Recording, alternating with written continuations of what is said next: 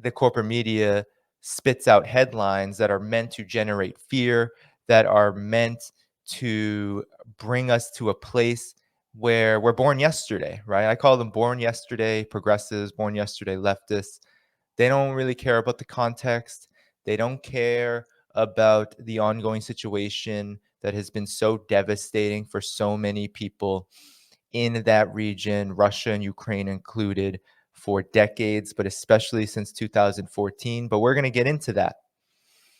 So, the principal issue here, guys, is first of all, we are, if we are truly leftists, if we are anti imperialist, we need to, number one, oppose US meddling. And this issue, this latest, how long has it been? More than a month now that the United States, the Biden administration, has been claiming that there's some kind of invasion that's going to happen. It's almost every day now that Russia is supposed to invade Ukraine. And how many people have really been on the left, really been saying that we need to oppose US meddling? Not many. Generally the same kinds of folks, people like myself, socialist organizations, anti-imperialist organizations. But in terms of the broader left, not so much. We haven't gotten that. And that is troubling because what that speaks to is this new Cold War moment where new Cold War propaganda is indeed the driving force for how we understand this issue. And it is a huge and utter problem. It is a problem. It is a mistake. And we need to expose this propaganda for what it is. Now, yesterday, Vladimir Putin did give a speech, and I don't agree with everything in his speech. He said a lot of things about the Soviet Union I would not really agree with. He didn't, he basically essentially opposed Lenin's doctrine of self-determination for oppressed nations and said that the Soviet Union was practicing ethno-nationalism. I do not believe that was the case. Actually, the situation was the Soviet Union actually helped defeat Nazis in Ukraine, a whole lot of Nazis in Ukraine. And were it not for that, Ukraine would likely have been under Nazi rule for a lot longer than it has been as of late. And that's what you don't hear, right? You don't hear that actually Ukraine has been under a coup government, a far right coup government that the United States supports heavily, deeply. Hundreds of millions of dollars in the last year alone have gone to the Ukraine coup government to militarize that regime and to try to separate Ukraine from Russia and ultimately bring Ukraine into the warm embrace of NATO. That's what is at the root here. And there are too few people willing to say that on the left because they have Russia, Russia, Russia, anti-Russia hysteria on their minds. So yesterday, Kyle Klinsky came out with the video saying Russia invaded, and I could not believe it because there were other folks on the left who were also saying, oh, well, this is it. Russian imperialism is here, and we are ultimately now at the brink of war, as if the United States hadn't already been waging war in Ukraine for more than 7 years now, longer than 7 years. And we're going to get into what I mean by longer than 7 years. The United States has been meddling in Ukraine for decades to try to bring it into the fold of NATO. And for the last 30 plus years, NATO has been encroaching upon Russia's borders. That is what really is at the heart of all of this. And the late Stephen Cohen was so prolific in this regard in that he was able to be one of the few scholars, few journalists who actually talked about this in the mainstream arena and had a platform to do so. And right now, we don't have a voice like that really in the mainstream. And on the left, we have people far to the right of Stephen Cohen talking about how Russia is invading. It's not even true. So the fact that Kyle Klinsky or anybody could be insinuating this without looking at the facts, first of all, I think is just condemnable. It's abhorrent. And it literally is the opposite of helpful. What it does is it continues to fuel this new Cold War anxiety based on Russophobia, based on racism, based on new Cold War propaganda and this larger agenda of empire that obscures completely the roots of the crisis. So we have to be very vigilant against this. We have to continuously call it out, and we cannot be afraid to say the truth and speak the truth that Russia is not the problem here. It's not Russia that is militarizing the region of Eurasia. It's not Russia that is trying to impose NATO rule upon Eastern Europe, the Baltic states, etc. It is not Russia that is dropping bombs on countries around the world and waging regime change in all continents. That's not the problem. Russia is not the problem here. The problem is that the United States sees Ukraine as a flashpoint for its larger imperialist agenda, and it has been successful in diverting people's attention, diverting the left's attention to the Russian boogeyman, to make Vladimir Putin, to make Russia out to be an equal, if not more so, threat to justice, to peace, than even the United States itself. And this is really a key part of this new Cold War. So, with that said, you're here. Please do like the stream. Please do subscribe if you have not. And please do, if you are able to, please do subscribe to Patreon at patreon.com/Danny Haiphong. Support my journalism, support my work. I have a goal within the next week, 6 days or so before the end of February to reach 410 subscribers. I am going to continue to do this work, continue to call out the BS, continue to be principled about it, though, because there is a lot, as you know, on Twitter, people get kind of crazy in social media, and it's all public forum, and it's all about who can denigrate and who can kind of own who.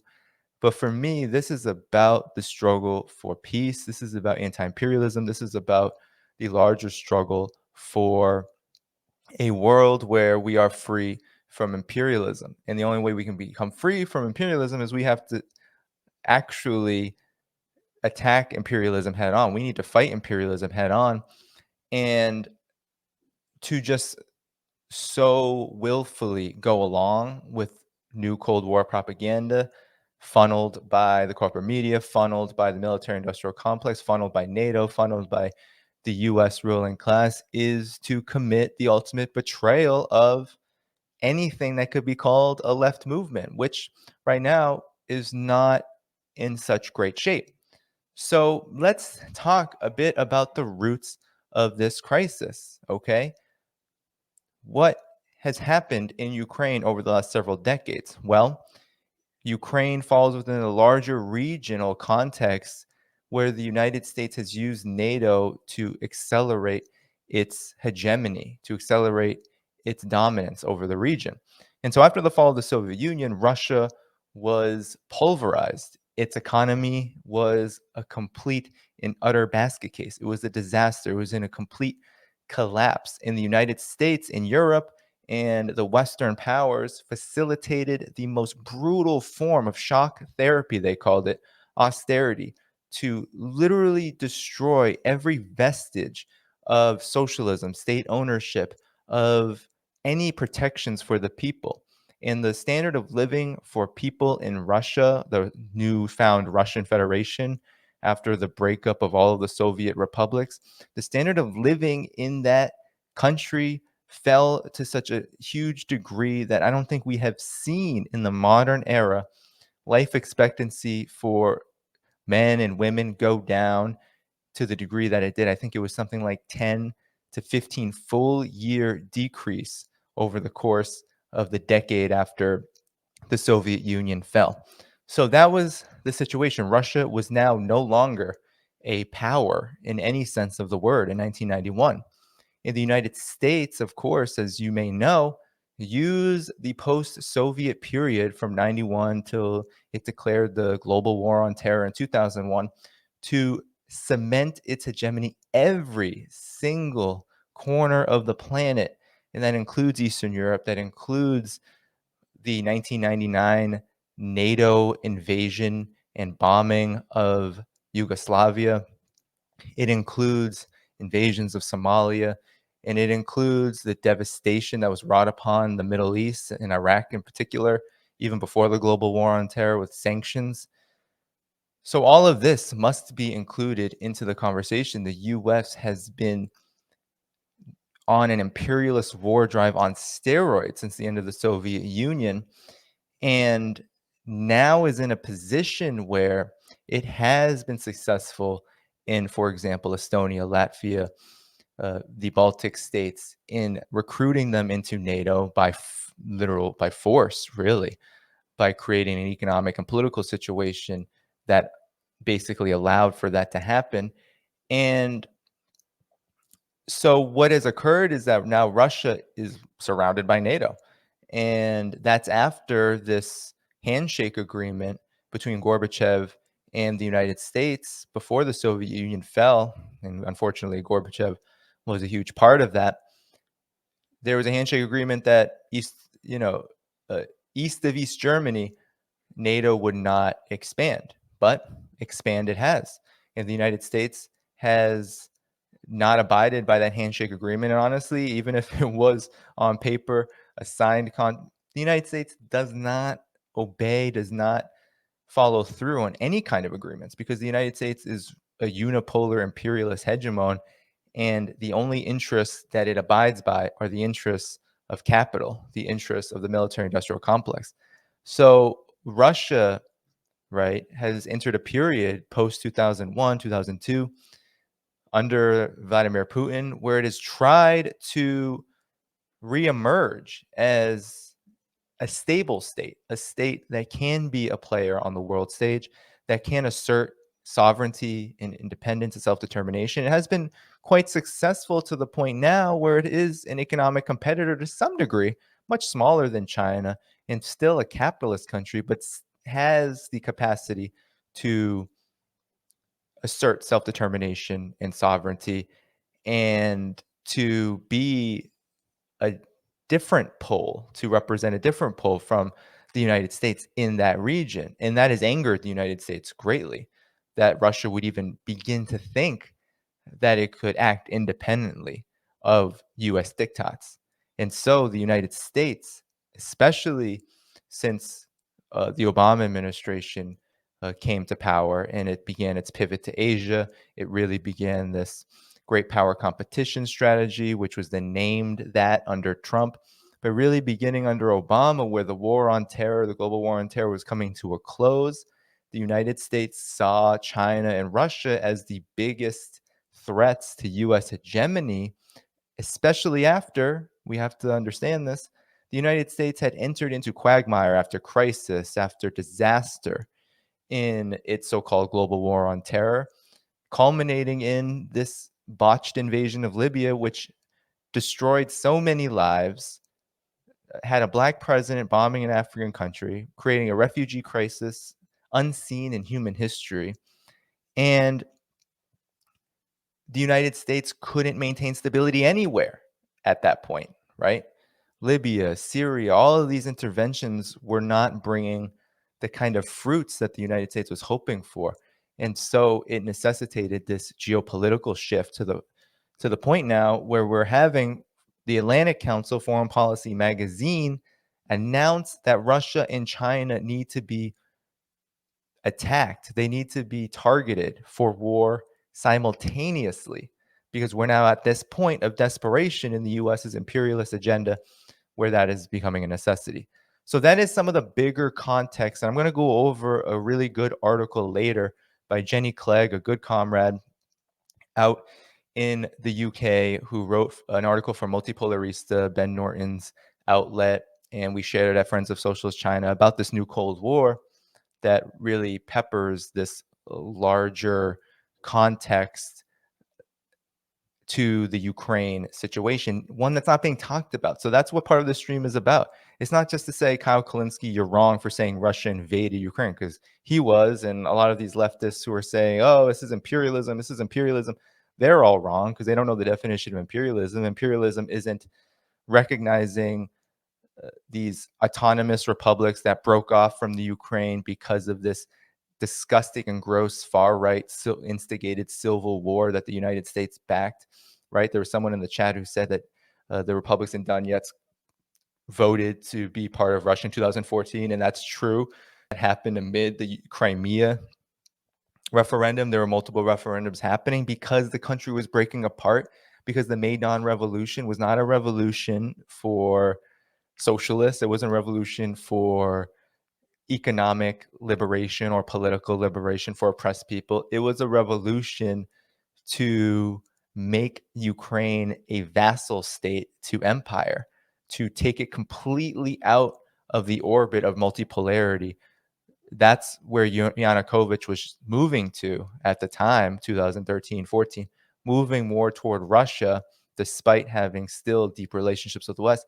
And the whole Maidan Revolution, the whole backing of it, funneling all this money, this resources, this PR to them, it was all about putting Ukraine into a situation where it no longer was part of the Russian multipolar, Russia-China multipolar order.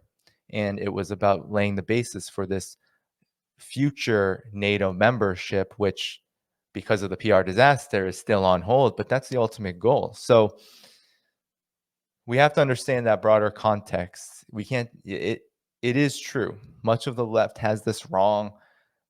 Imperialism is an economic and political system of domination by monopoly and finance capital driven by endless war. That's not what Russia has. Russia is not big enough to be that economically. It's not in that stage of its own development. It probably will never get there, given that it had the Soviet experience prior to the disastrous collapse into capitalism. And we also know that the world situation is so complicated at this point, given the US's economic state, given how monopoly capital and finance capital and the war machine, they are all in such a delicate yet extremely overinflated state, that it's unlikely that Russia is going to be able to, even if there were forces who want this, which I'm sure that there are in Russia among certain sections of the oligarchy, it's unclear whether that can happen given the shift in the overall development of forces. We have to think about this stuff dialectically. We can't think about this as Russia bad because Putin bad, because Russia's capitalist, because Russia is not the socialist utopia. No, we have to look at this dialectically. Russia is not acting as a singular force. Russia falls within this global array of forces that are in struggle right now. And Russia right now occupies this position of peace. Few people on the left will talk about how Russia's so called demands, which the corporate media has called them, really just requests, have all just been about ceasing military escalation. It's about ceasing this ongoing drive to threaten war with Russia along its borders. That's what a lot of it was about. Stop sending money, stop sending military weaponry, stop talking about NATO membership, throw that out. Stop putting your bases and your weapons right here, targeted, pointing at us. Really reasonable things, but no, Russia is making demands, right? This is all spun in a certain way to make Russia look like the imperialist force, when in fact, the United States has a broad agenda that it refuses to acknowledge. So while you're here, please do like the stream. Please do subscribe if you have not subscribed yet. I am trying to obtain, my goal for this month is 410 Patreon subscribers. I'm about 5 away. So if you can support the show, please do. Patreon.com/Danny Haiphong. And now I'm going to continue. I want to share an article in the Jacobin of all places. And Aaron Mate shared this. And so I wanted to share this article and just read a few segments of it that get into this larger context, right? The US's role in instigating this crisis. We have to talk about it like this. It's not Russia instigating, it's not Russia's going to invade.